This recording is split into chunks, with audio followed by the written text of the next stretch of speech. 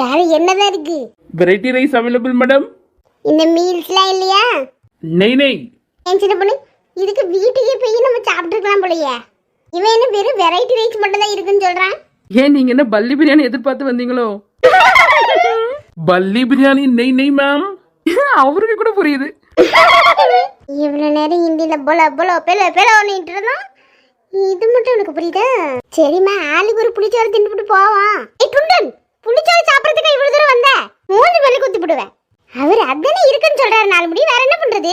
பிரியாணி பிரியாணி நெய் நெய் variety rice. Hotel cylinder நெய் வெரைட்டி ரைஸ். இன்னும் சின்ன பிடி சொல்றாரு இவரு. அக்கா அது சிலிண்டர் இல்லல்ல, இப்பதான் சிலிண்டருக்கு தட்டுப்பாடு வந்துருச்சுல, அதனாலதான் வெரைட்டி ரைஸ் போடுறாங்க போல. ஓ, சமைக்கிறதுக்கு சிலிண்டர் வேணும்ல? ஆமாம்மா, திருடி திங்கிறதுக்கு சிலிண்டர் வேண்டாம், சமைக்கிறதுக்கு வேணும். அவரு கூட புரிஞ்சு சிரிக்கிறாரு. வெரைட்டி ரைஸ் எடுத்துட்டு வாங்க, 4 புளிச்சோறு. Okay madam. துன் வீட்லயே சாப்பிட்டுருக்கலாம் நீங்க. கேஸ் இது வாங்குறதே பெரிய பாடா இருக்கு.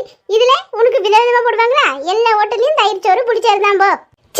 பல்லி சாப்பிட்டு விட்டு வாயெல்லாம் நெம்மைங்குது. அதனால நல்ல எனக்கு ஒரு புடி பிடிக்கலன்னு பார்த்தா, நான் சாப்பிடணும்னு நினைக்கும் போது தான் பாம்பு போடுறதுல இருந்து கேஸ் நிறுத்துறதுல இருந்து எல்லாம் பண்ணுவாங்க.